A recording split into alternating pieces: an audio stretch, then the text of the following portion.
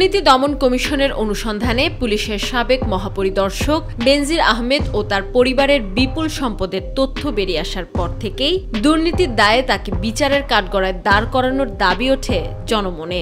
এর পরপরই আড়ালে চলে যান বেনজির আহমেদ। সাবেক এই আইজিপি পরিবারসহ কোন দেশে রয়েছেন তা নিয়ে সৃষ্টি হয় ধোঁয়াশার। সবারই প্রশ্ন, কোথায় আছেন বেনজির আহমেদ? এতদিন ধোঁয়াশা থাকলেও এখন নিশ্চিত হওয়া গেছে বেনজিরের অবস্থান। অনেক আগেই গা ঢাকা দিয়েছেন সাবেক আইজিপি।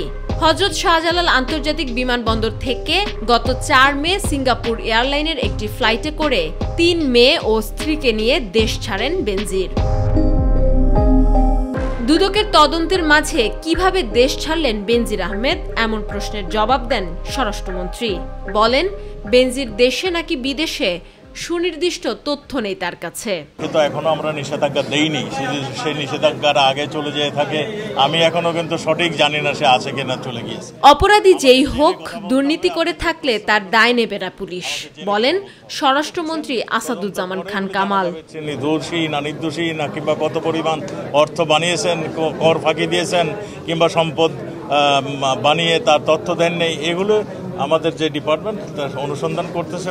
চাকরি জীবনের শেষ 2 বছরে অর্থাৎ আইজিপি থাকাকালে পরিবারের সদস্যদের নামে 446 বিঘা জমি কেনেন বেনজির।